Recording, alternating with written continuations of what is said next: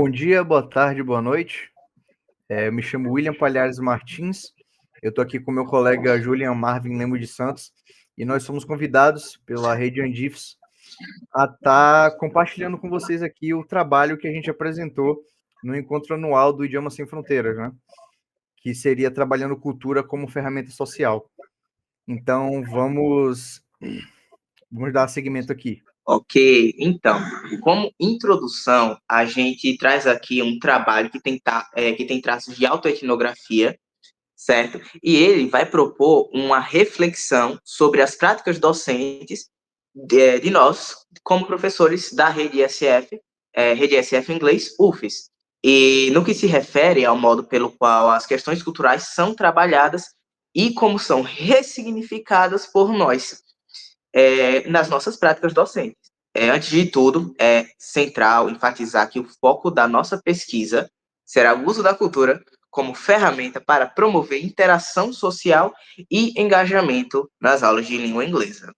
Sobre os objetivos da nossa pesquisa, né, aqui a gente tem o nosso primeiro objetivo, nosso objetivo geral, que é analisar como essas questões culturais são trabalhadas e ressignificadas pelos professores, por nós, no caso, e como objetivos específicos, nós tivemos dois. O primeiro, como está aí, é investigar os efeitos dessas questões sobre as interações sociais na sala de aula.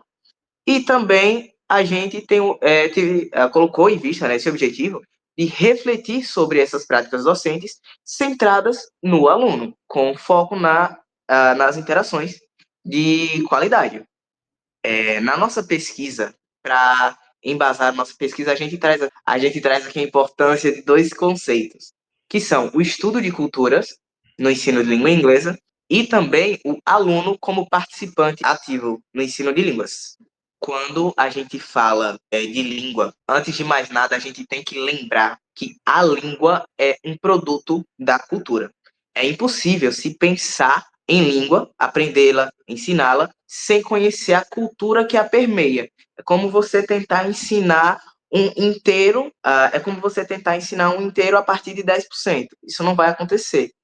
Vários pesquisadores, né, concordam que a competência linguística não é o bastante, né, o entendimento apenas de gramática, de vocabulário, não é o bastante para que os alunos se tornem competentes em uma língua na língua em si. Dessa forma, a gente vê que é importante que os alunos reflitam sobre essa língua, reflitam sobre essa cultura que eles estão aprendendo, uma vez que, em determinadas situações, por exemplo, uma aula sobre solicitação de desculpas, concordar, discordar de alguém, são indispensáveis como processo de comunicação em si. A gente não aprende só para aprender como falar, mas para aprender como se colocar na sociedade. Isso ocorre porque, como falou Lima, 2008, isso ocorre porque nós pertencemos a histórias socioculturais distintas. Então, é importante a gente lembrar que no momento que nós somos colocados na nossa história sociocultural para aprender um idioma, esse idioma cria um significado.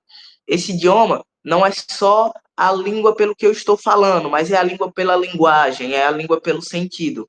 E aqui, como fala também Oliveira, 2007, dessa forma é relevante que o professor utilize essas histórias socioculturais para analisar a diferença entre a cultura da língua materna e a cultura da língua-alvo. É importantíssimo que tenha o reconhecimento da língua materna do aluno e que tenha o reconhecimento e a contextualização da língua-alvo e da cultura-alvo do aluno também.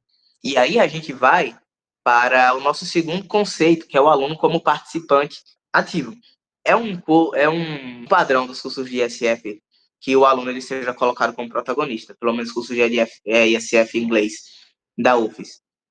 No contexto social da sala de aula, as regras de conduta que conferem ao professor o monopólio do saber e o controle das regras interracionais com o sistema de troca de papel, cederam lugar à negociação de saberes. Ou seja, eu chego na sala de aula como professor, eu não tenho mais aquela ideia que era colocada anteriormente e que eu sou o detentor de todo conhecimento, que eu sei de tudo. Mas não, eu trago algum conhecimento e os alunos também. O objetivo ali daquela aula, o objetivo daquela interação é que esses conhecimentos se cruzem para gerar informações novas, especialmente aos alunos, mas os professores também vão aprender. É importante trazer o conhecimento da vida do aluno, o conhecimento prévio do aluno, o contexto cultural do aluno. E aí a gente traz essa frase de Matos e Valério 2010, que é: o aluno deixou de ser um mero coadjuvante no processo de aprendizagem, tendo sua participação ativa no processo de aprendizagem reconhecida e incentivada. O aluno ele não está mais simplesmente recebendo, calando a boca e seguindo a vida, porque a partir disso foi notado que ele não realmente recebia. Nessa pesquisa, a nossa metodologia foi a autoetnografia, como citado anteriormente. A autoetnografia, ela pode ser citada, ela pode ser definida como, está ali, um método pode ser usado na investigação e na escrita, já que tem como proposta descrever e analisar sistematicamente a experiência pessoal a fim de compreender a experiência cultural, segundo Ellis 2008. Nessa pesquisa, a gente pegou a análise da nossa experiência pessoal com as nossas aulas produzidas e ministradas e a gente coloca isso como objeto de estudo e de investigação. O foco para realizar essa pesquisa, nós tivemos alguns critérios definidos, alguns critérios a serem avaliados, que foram o interesse dos alunos pelo tema cultural, como isso foi muito avaliado, expressões faciais, linguagem corporal, o engajamento nas discussões propostas, nos debates, como eles conversavam com seus colegas sobre, se eles não conversavam sobre, o engajamento nas atividades práticas, atividades de produção, o preenchimento dos handouts que são distribuídos em todas as aulas. E, por fim, a gente observou também os resultados notados em relação ao desempenho e progresso linguístico dos alunos. Se trabalhar com cultura e justiça social os ajudou a entender melhor a língua. Tá, então eu vou falar um pouquinho sobre as aulas que foram analisadas, né? Conforme a gente já tinha mencionado anteriormente, a autoetnografia ela trabalha bastante com a experiência, né, do seu pesquisador. E durante esse 1 ano e meio de SF, a gente conseguiu ministrar vários cursos e dentre eles a gente separou 4 aulas distintas, mais especificamente que abordam temas culturais e que tiveram uma excelente repercussão com os alunos. Então, esses cursos que a gente vai ver aqui são do Diferenças Culturais para nível básico, o Produção Oral Debates para intermediário, o Produção Oral Comunicações Acadêmicas também para intermediário e Variedades da Língua Inglesa para básico. Então vamos para o primeiro exemplo. Aqui a gente tem uma aula de festividades culturais e para essa aula a gente pensou em ir além, né? Então o que foi que a gente fez? Vamos trabalhar preposições, mas de um jeito diferente, mais dinâmico. A gente pegou um personagem fictício e criou um diário para esse personagem fictício. Nesse diário, ele ia estar explorando, né, e contando as experiências dele, seguindo viagem em diversos países, experimentando culturas diferentes. Essa aula específica, ela teve um rendimento excelente por parte dos alunos e foi, de certa forma, extraordinário e não tão esperado a participação de alunos que não eram tão engajados nas aulas, né? A partir dessa atividade aqui, a gente teve uma discussão pós-atividade sobre o que eles achavam, né, dessas festividades e como que essas festividades dialogavam com as festividades da terra natal deles. E foi muito legal, porque a gente tinha alunos que não participavam muito nas aulas, eles eram bem retraídos, e após essa atividade a gente percebeu que eles conseguiram interagir bem mais com a turma, né, e com as aulas em si. Então, foi um momento onde a gente pôde meio que fazer os alunos se soltarem e se sentirem mais acolhidos, né? A partir do momento que eles estavam compartilhando as experiências deles, eles foram inseridos na sala de aula, e isso foi muito positivo, tanto para o andamento do curso, quanto para o desenvolvimento linguístico deles, né? Aí agora a gente segue aqui para a próxima atividade que a gente selecionou. Essa atividade ela foi colocada em uma aula de urbanização. Essa aula é bem mais sinergética, essa atividade. O que a gente fez? A gente dividiu a sala em 5 fileiras diferentes, né? Onde na primeira fileira o aluno ele vai discordar completamente e na quinta fileira ele vai concordar completamente. A gente pegou sentenças sobre urbanização e colocou no quadro, e os alunos eles teriam que se mexer de acordo com as fileiras e expressar as opiniões deles.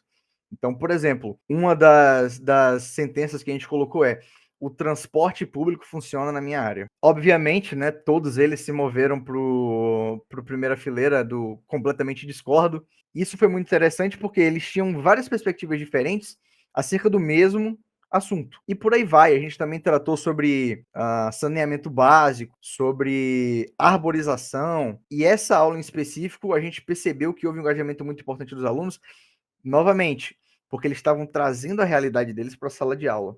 Isso é sempre um ponto-chave que a gente vai ver nessas atividades ao decorrer dos cursos que a gente ministra.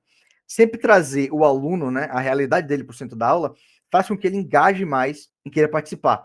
Então, essa atividade que foi outro exemplo que funcionou de forma excepcional. E o motivo da gente ter trazido ela também é que ela tem uma dinâmica um pouco mais diferente, né? Ela é bem mais sinergética, ela demanda que o aluno levante da cadeira e esteja se mexendo para realizar a atividade. Então, vamos para a próxima atividade agora, que é a atividade número 3. Essa atividade aqui é do curso de Produção Oral e Comunicações Acadêmicas, e a aula ela era sobre debates. Né? O que a gente fez para essa atividade? Primeiro, isso aqui é um warm-up, então a gente queria começar a aula estimulando os alunos a discutirem um pouco sobre temas, e esses temas, eles referem a direitos humanos. E aí, novamente, a gente separou dois exemplos aqui. Recursos essenciais como água deveriam ser grátis a todos, e aí a gente tem um outro exemplo que é todos os seres humanos nascem livres com o direito de igualdade e dignidade. E essa aula também funcionou de forma muito eficaz. Primeiro porque a gente tem opiniões diferentes sobre não como essas sentenças elas dialogam com a realidade, mas também a aplicabilidade disso. Então a gente teve vários alunos comentando sobre se de fato a gente deveria ter esse direito, quais são as implicações não só morais, mas econômicas, né? De ter alguns recursos como água grátis para todos. E aí a gente também tem mais à frente discutindo a utopia, né? Que é o direito de todo mundo nascer livre e igual em questão de direitos e dignidade. Então, a gente teve bastante para comentar sobre isso. E, novamente, os alunos eles estavam trazendo as experiências deles, né? E as ideias para o centro da aula. Isso foi muito importante, dando sempre margem para que o aluno ele pudesse compartilhar. E agora a gente tem a atividade número 4, que eu vou deixar para o meu colega Julian comentar um pouco mais. Então, essa atividade, ela foi... o contexto dessa aula em si foi do curso Variedades de Língua Inglesa, primeiro curso ministrado por mim. Essa aula específica foi a primeira aula que eu fiz, primeira aula que eu ministrei.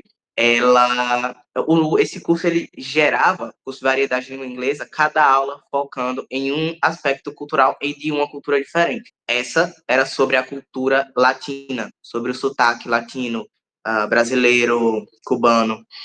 E nisso a gente trouxe um debate, porque é importantíssimo nessa questão da cultura trazer a justiça social.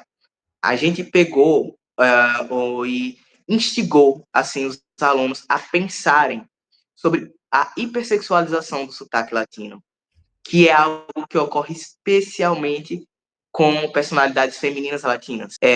No curso a gente trouxe input de exemplos, a gente trouxe trecho de uma apresentação onde um homem latino ele era pedido para repetir frases simples, porque segundo o apresentador, tudo que este homem latino falava se tornava algo atraente pelo sotaque dele. Então, a gente trouxe essa pergunta que o sotaque latino ele é considerado sexy por por muitos falantes nativos. E a gente questionou os alunos por que eles acham isso. Que é importantíssimo relembrar que quando a gente traz o aluno para a sala, quando a gente traz o aluno como participante ativo, a gente não só traz ele para falar sobre o que a gente está falando, mas para falar sobre o que ele pensa. Nessa aula houve muito debate, houve muitos argumentos. Os alunos, apesar de ser uma turma básica, eles realmente se puseram ali para expor seus pontos de vista. Foi perguntado também a eles o que eles acham que pode ser feito para a resolução dessa problemática, que eles acham que podem ser feitos por eles mesmos, que eles acham que podem ser feitos por grandes personalidades, por figuras governamentais, porque o ensino crítico, o ensino que o aluno é protagonista deve ser um ensino crítico. E esse foi um dos exemplos que a gente escolheu trazer. Bom, seguindo aqui então para os resultados preliminares, né? Antes de mais nada, a gente queria pontuar o quê? Ao desenvolver essas aulas e ao trabalhar a cultura, a gente involuntariamente acaba trabalhando o processo crítico-reflexivo, né, dos professores em formação. Trabalhar com cultura é algo muito complicado, né? E a gente sempre orientado pelos nossos coordenadores a tratar disso da maneira mais cautelosa possível, para que a gente acabasse não cometendo erros que não deveriam ser cometidos ao abordar essa cultura, né? Mais especificamente, reforçar certos estereótipos ou conotações negativas. Outro ponto que a gente analisa aqui, que é muito evidente, é a identificação do aluno. Essas atividades todas têm várias coisas em comum, mas a coisa mais importante que todas elas têm é o aluno ele se sente identificado. E quando há a identificação do aluno com o tema, ele é mais propenso a estar compartilhando as opiniões dele. Então, se o aluno ele não está inserido nesse meio, né? Se eu, por exemplo, fosse falar de física quântica e na minha turma não tem nenhum especialista em física, como é que esses alunos vão contribuir para essa discussão? Nenhum deles tem nenhum conhecimento prévio sobre física quântica. Então eu tenho que sempre ter a noção de que eu tenho que trazer temas que não são só associados à realidade deles, né? Mas que também são pertinentes e também são relevantes. E aí, agora sim, a gente vai concluir aqui a nossa apresentação e eu tenho algumas reflexões finais que são muito importantes serem salientadas.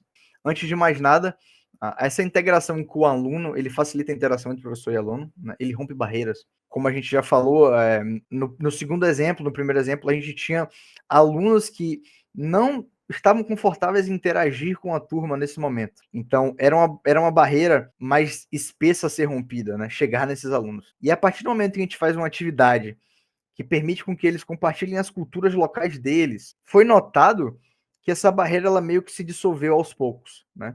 Então, não só facilitou a interação entre os alunos, né, como também facilitou essa interação com o professor. Então, isso é muito importante. Quando a gente acolhe o aluno e traz ele como participante ativo, a gente também está validando as opiniões dele e as experiências, tornando ele mais confortável e mais propenso a estar compartilhando com a turma e com o professor. Outro ponto que a gente pode perceber aqui é que a cultura ela se mostra eficaz como ferramenta social, sim. A gente não só pode, como deve trabalhar, especialmente porque a cultura é um elemento central, né, que faz parte da vida de todos nós, do nosso cotidiano. Então a gente sempre consegue trazer a realidade do nosso aluno para esse tema da cultura, né? E se a gente pode, a gente deve. Um ponto negativo de trabalhar com cultura que é que esse material ele é extremamente difícil de ser realizado, né? Como eu comentei, a gente pode acabar cometendo deslizes, às vezes de forma involuntária, muitas vezes, que é o quê? Reforçar estereótipo ou acabar tendo um efeito contrário ao que a gente almeja, né? Que é sempre propor diversidade e o respeito. Então, é algo que se deve ter muito cuidado, né? Então, esse é o nosso ponto final. E aí, como referência, a gente tem essas referências aqui. E essa foi a nossa apresentação. Muito obrigado pela oportunidade.